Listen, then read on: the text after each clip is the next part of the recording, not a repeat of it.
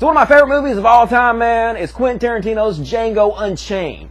Samuel L. Jackson plays one of the greatest characters in movie history. He plays an Uncle Tom house Negro. And Uncle Tom house Negroes were incredibly hated among the other slaves because basically they sold out their own race for the white man. Well, I got bad news for you, black Christians. Basically, every one of you are Uncle Tom house Negroes. It's true. I'm sorry. You may not like it, but the truth is the truth. And I'm going to tell you a story. A true story. A little over 400 years ago, the first slave ship came to America with African slaves on it. And it was called the Good Ship Jesus. Go look it up. It's true. This is history, man. The Good Ship Jesus was the first to bring African slaves over here, but it was not the last. Many other ships followed.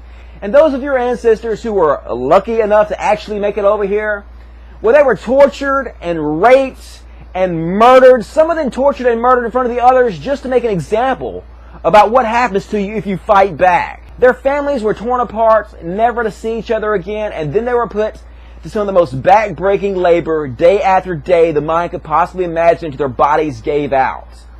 And believe it or not, there were actually a few people back then that said, hey, this is a bad idea. We should not enslave our fellow human beings. But the slave masters said, we have a right to do this. We have a religious right because the Bible tells us it's okay. And then they opened this book of ancient fairy tales and they read from it proof that their religion gave them every right to hold slaves. Leviticus 25:44 through 46. However, you may purchase male and female slaves from among the foreigners who live among you. You may also purchase the children of such resident foreigners, including those who have been born in your land. You may treat them as your property, passing them on to your children as a permanent inheritance. You may treat your slaves like this, but the people of Israel, your relatives, you must never treat this way. But how about what it says about your daughters? If a man sells his daughters as slaves, she will not be freed at the end of 6 years as the men are. If she does not please the man who bought her, he may allow her to be bought back again.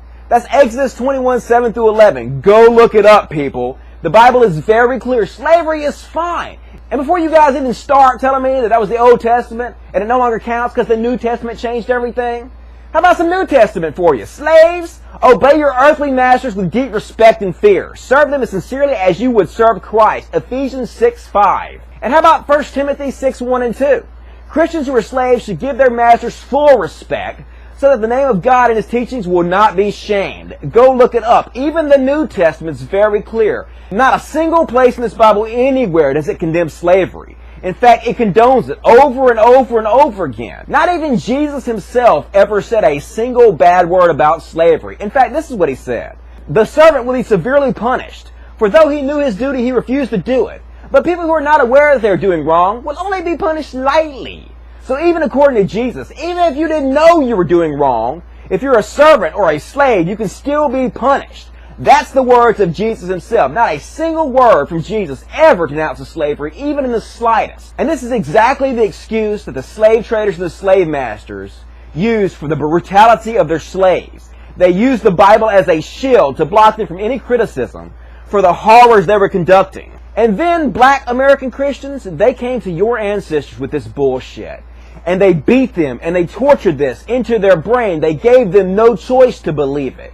And you can imagine at first, they must have thought it was total bullshit. The African slaves must have been like, so you're telling me a snake talked and then God impregnated a virgin with Himself so He could sacrifice Himself to Himself to forgive us of the shit that He condemned us to begin with?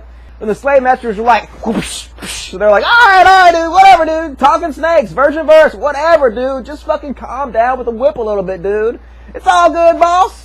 And you can imagine it was beaten into their head, generation after generation after generation. They were tortured, terrorized, lived in fear constantly, until eventually they had no choice but to believe it.